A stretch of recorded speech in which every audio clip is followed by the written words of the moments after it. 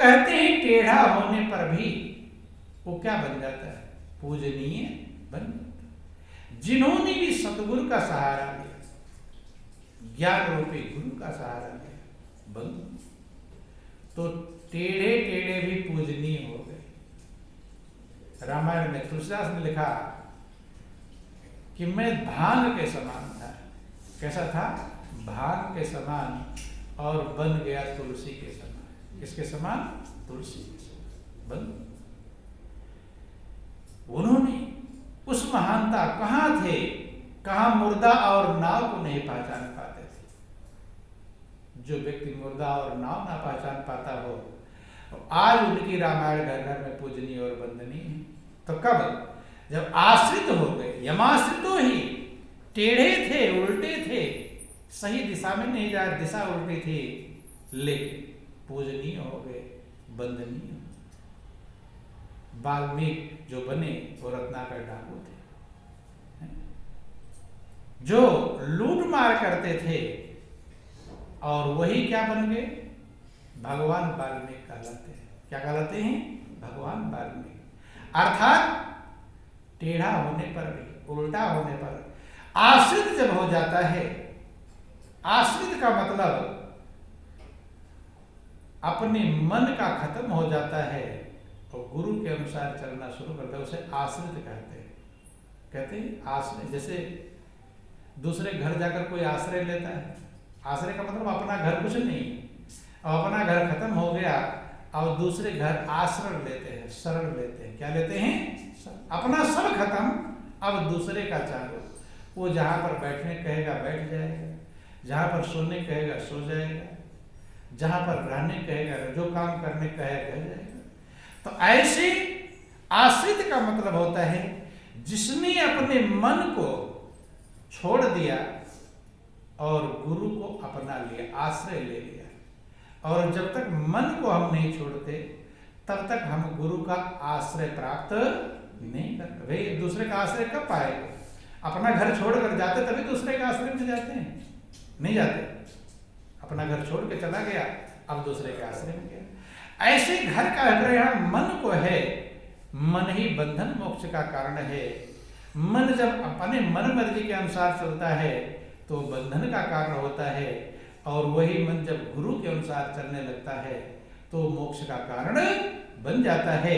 इसलिए तुलसीदास ने लिखा कि वंदे बोधमयम नित्यम गुरुम शंकर रूपिणम यमाश्रितो ही वक्रो अपे चंद्रा सर्वत्र बंधते। चंद्र जो टेढ़ा था, अधूरा था, वो वंदनीय हो गया।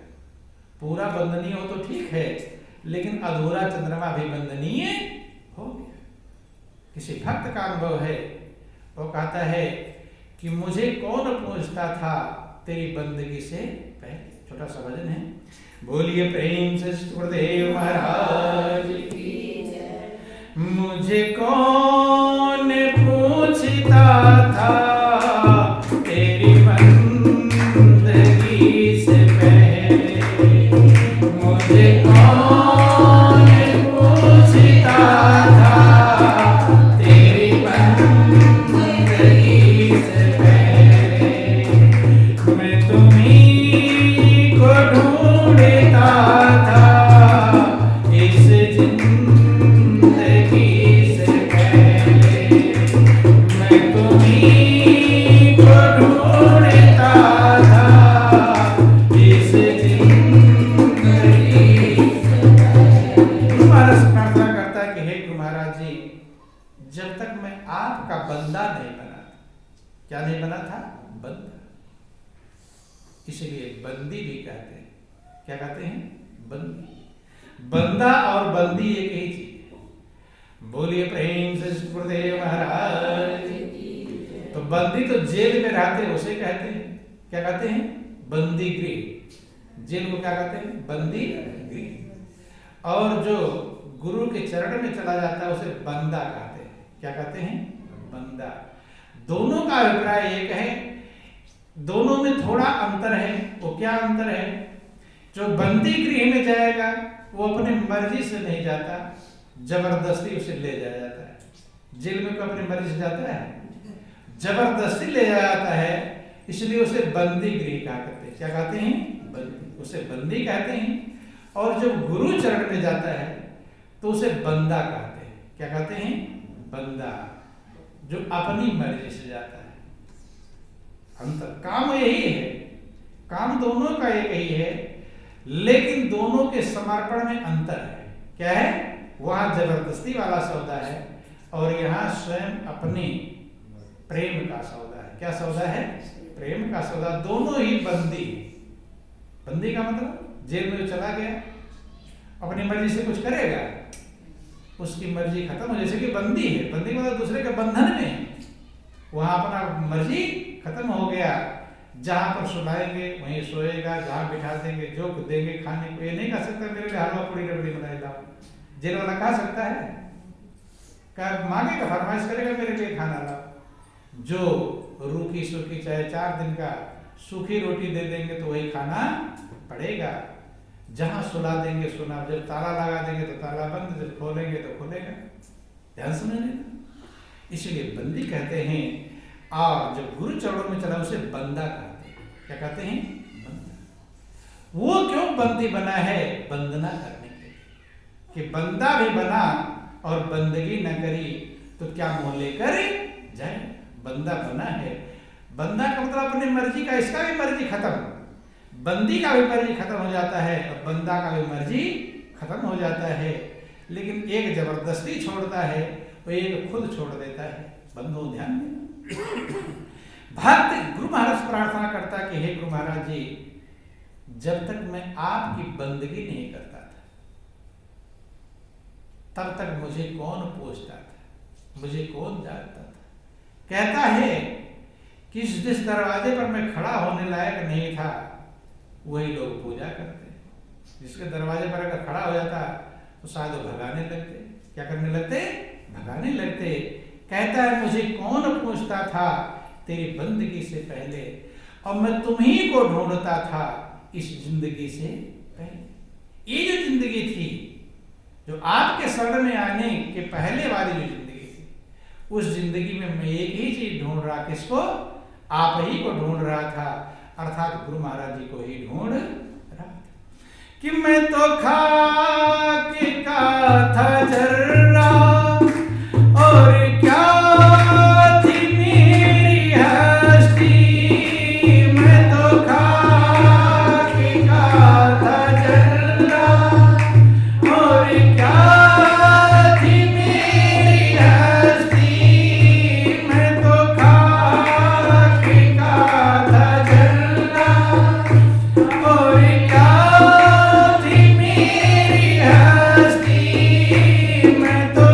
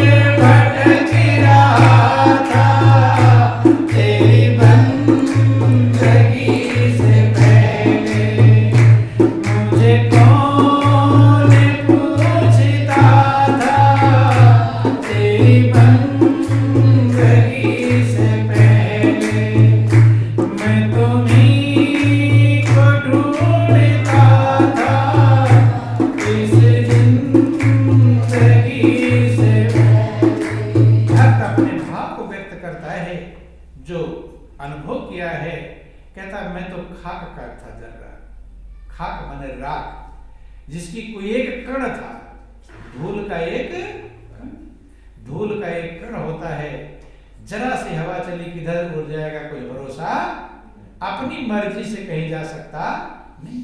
मैं तो खाक खा था जर्रा और क्या थी मेरी हस्ती।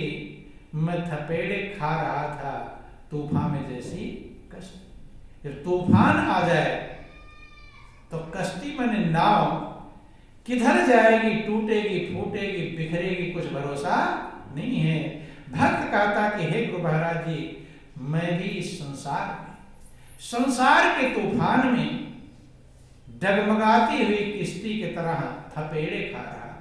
कभी इधर की लहर मारती थी, कभी इधर की लहर, अर्थात दुनिया की कितने लहरें सताती हैं इसका कोई ठिकाना नहीं। दर दर भटक रहा था तेरी बंदगी से पहले, दर दर भटक रहा था बंदगी। तुलसीदास ने अपना अनुभव व्यक्त किया कि जब चाहत हो चार फल चार ही चरण। तुलसीदास कहते हैं कि मैं अपने जीवन में ढूंढता था, घूमता था, चार चने के फल चाहता था कि चने के दाने भी मिल जाए, मैं खा लूं और क्षुधा को शांत कर लूं। विवेकानंद का जिक्र आया, उनके ऑटोबायोग्राफी में वर्णन आया, आत्मकथा में वर्णन आया। वे कहते हैं मुझे ऐसी रोटियां खाने को मिली। कैसी रोटियां? तोड़ना तो छोड़ दो, पहले उसको पानी में गलाते थे, वो टूटती नहीं थी, ऐसे टूटती, पानी में गलाते थे, तब दांत चबाने लायक बनता था। तो महापुरुषों ने बहुत बड़ा संकट उठा करके तब हमारे कल्याण के लिए कुछ रास्ता प्रशस्त करते हैं, कल्याण का रास्ता तैयार करते हैं। क्या करते हैं? तैयार करते हैं।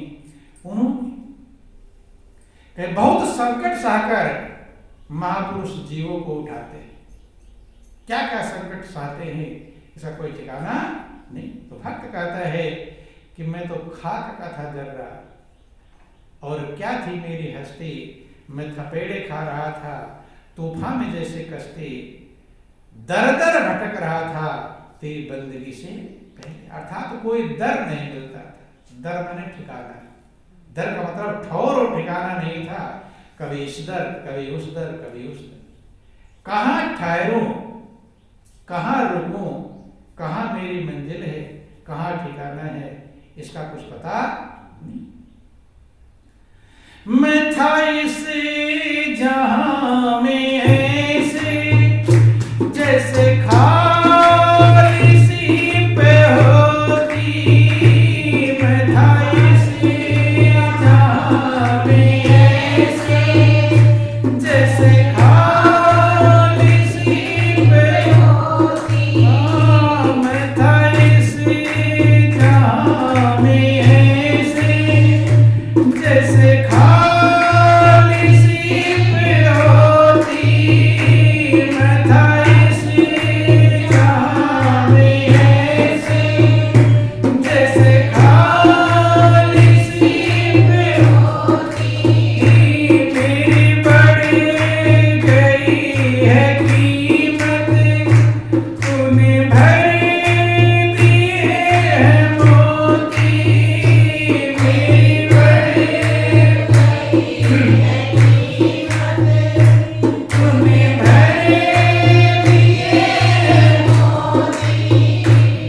मुझे मिल गया है तेरे चरणों का एक सहारा।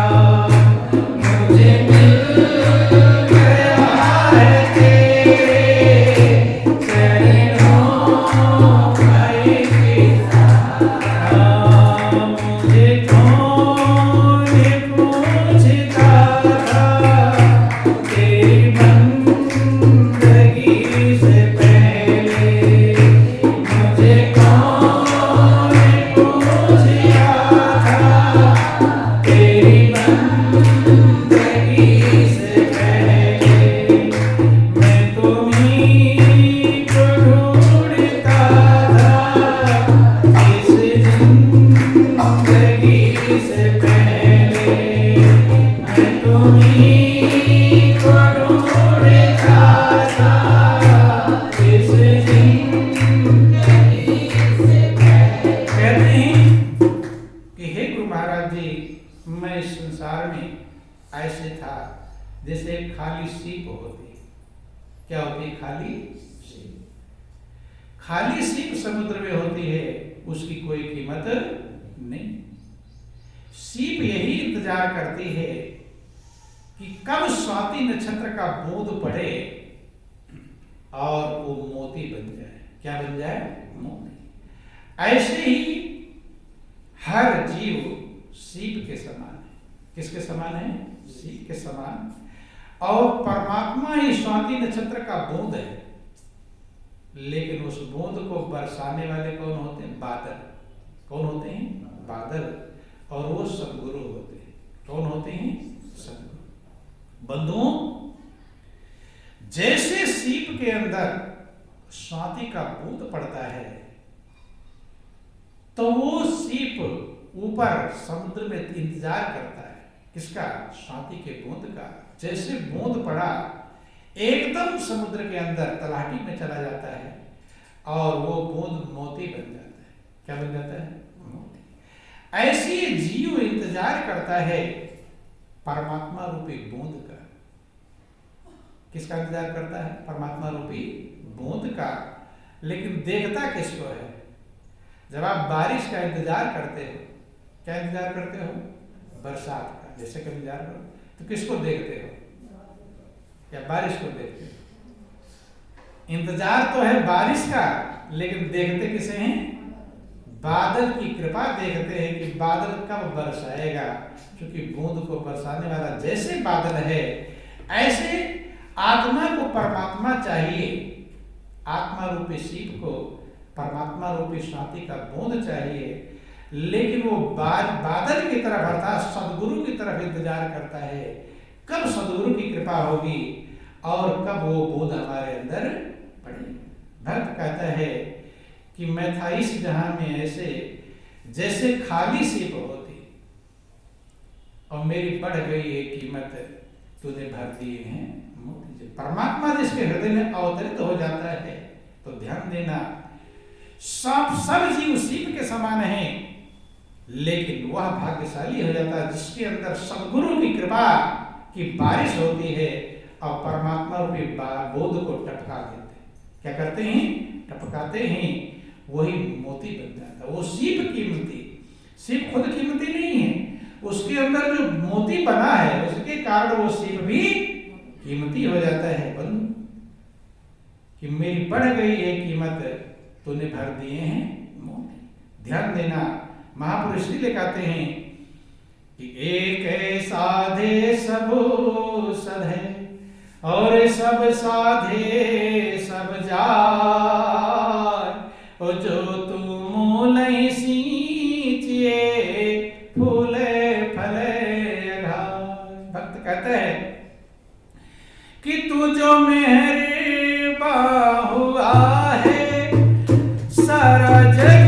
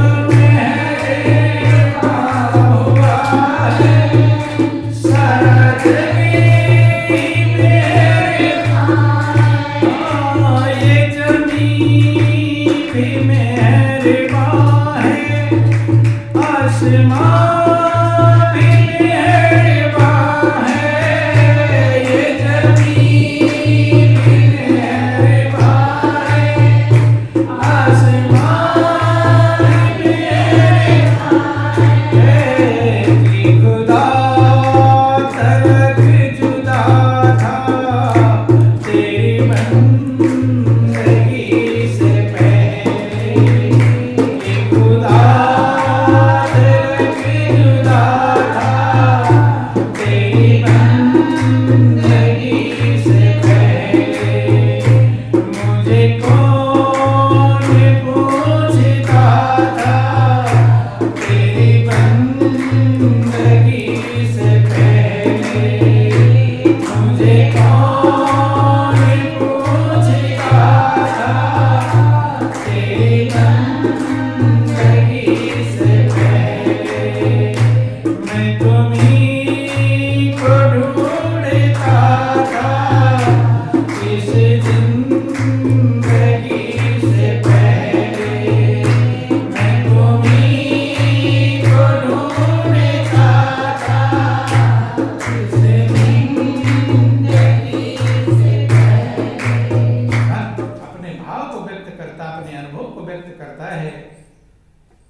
जो मेहरबान हुआ है सारा जग ही मेहरबान। जिसके ऊपर सदगुरु की रहमत करम हो जाती है सारा संसार उसका अपना बन जाता है। क्या बन जाता है कि तू जो मेहरबान हुआ है सारा जग ही मेहरबान। क्योंकि सदगुरु सब में उस एक परमात्मा को लगा देते हैं और इस सब में जब परमात्मा को लगता है तो सबकी कृपा उस पर हो जाती है। क्या होते सभी की कृपा। तुलसीदास ने लिखा कि श्री राम मैं सब जग जानी और करहूं प्रणाम जोरी जुग पानी। सब में मैं अपने प्रभु को सीताराम को देखता हूं, मालिक को देखता हूं और इसलिए सबको प्रणाम करता हूं। क्या करता हूं? प्रणाम। जब सबको प्रणाम करेंगे तो सबका क्या मिलेगा? क्या मिलेगा? प्रणाम करने पर क्या मिलता है? आशीर्वाद। जब सबका आशीर्वाद मिलेगा तो फिर कुछ कमी रह जाएगी? फिर कुछ कमी रहने वाली नहीं है। इसीलिए जब सदगुरु आपके हृदय में उस परमात्मा को लखाते हैं तो सबके अंदर उस परमात्मा को ही समझना चाहिए। जो सबके अंदर परमात्मा है और सबके प्रति आपके अंदर प्रणाम का भाव होगा, आदर का भाव होगा, सम्मान का भाव होगा तो आपको सबका आशीर्वाद मिलेगा। किसका मिलेगा? जब सबका आशीर्वाद, सबका मेहर हो जाएगा और सबकी जब थोड़े दो चार का आशीर्वाद आपको बहुत महान बना देता है और सबका आशीर्वाद मिल जाए फिर कितनी कीमत रहेगी? कम कीमत रहेगी। लेकिन सबका आशीर्वाद लेने के लिए सब में उस मालिक को देखने योग्य बनना पड़ेगा, सबको प्रणाम करने योग्य बनना पड़ेगा, सबके सामने झुकने लायक बनना पड़ेगा, मिटाना पड़ेगा। कहता है कि तू जो मेहरबान हुआ है सारा जग ही मेहरबान। जब से आपकी रहमो करम हुआ है, जब से आप मेहरबान हो गए हैं सारा संसार ही मेरे ऊपर मेहरबान हो गया। क्या हो गया है? मेहरबान। जहां जाते हैं सबका आशीर्वाद ही, कृपा बरसता है, प्रेम बरसता है।